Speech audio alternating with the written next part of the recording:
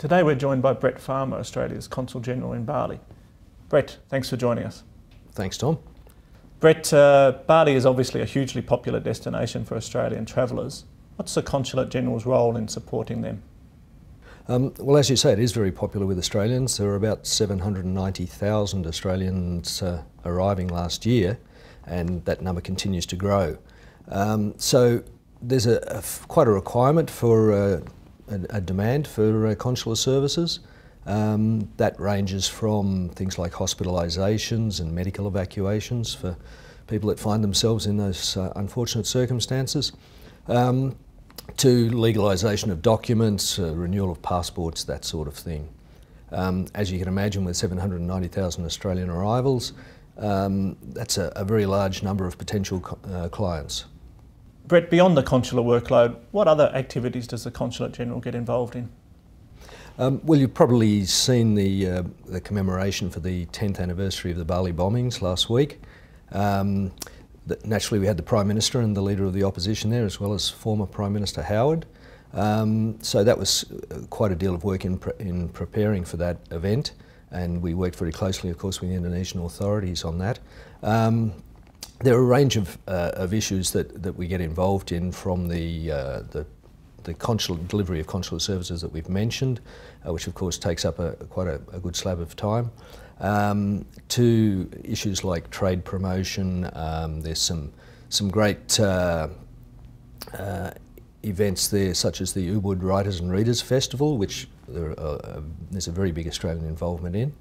So there's quite a deal of public diplomacy that we become involved in, and things like replacement of passports, and etc.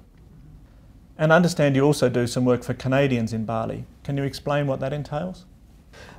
Yes, the Australian government has a bilateral agreement with the Canadian government excuse me, to deliver consular services on their behalf in those locations where we have a presence and they don't, and vice versa. So it's the same sort of thing as we do for Australians, delivery of consular services and replacement passports, etc. Now, Brett, returning to the Consulate General's principal function in Bali, what are the main types of problems that Australians encounter there? Well, I guess it's a reality that people go to Bali to pursue things like the freedoms that Bali provides, which is allowing you to let your hair down and enjoy the surf and diving, and some of those activities carry risks with them, of course. So we see a lot of people, particularly young people, who end up in hospital because they've had motorbike accidents, some of whom have been driving after consuming alcohol or probably recreational drugs too. So we see a lot of people that are needing medical assistance, some of whom have to be medically evacuated. Unfortunately, we also get people who die in those sort of accidents, which is quite heartrending, of course.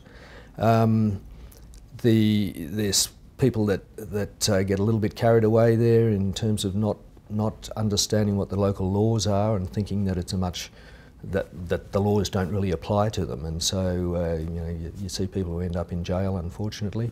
You'd be aware of some high-profile consular cases there. So there's people that get a little bit carried away and get involved in fights in bars, etc. Schoolies is coming up, and there's all of the issues that accompany that, unfortunately. Brett, do you have any particular advice for Australians planning to visit Bali? Well, the Australian government has its travel advice, which is online at smarttraveller.gov.au. That has some very useful hints about behaviour and preparations. Talks about security, which of course is always something that you need to think about when you're travelling overseas. There's contained in that, there's a recommendation that you get travel insurance, and that's certainly something we recommend very strongly. You should also read what that policy covers, because a lot of people, I think, consider that once they've got travel insurance, everything's solved, all their problems are solved. But of course there are exclusions, such as we mentioned, if you're travelling on a motorbike and you're drunk, you're not covered usually. So you need to be cautious about that sort of thing. You need to understand local laws and how they will apply to you. And we'd also suggest that you think about contingencies and backups. if you lose your passport and all your money, of course, you need to have thought in advance, preferably, about how you're going to access money in those sort of instances. Brett, you've been in Bali a couple of years now. I understand a lot of Australians get off the plane and head straight to Kuta, but where would you suggest they go to get a real taste of Balinese life and culture? Ubud as a cultural centre and a centre for high cuisine is unparalleled, I think. It's just quite magnificent.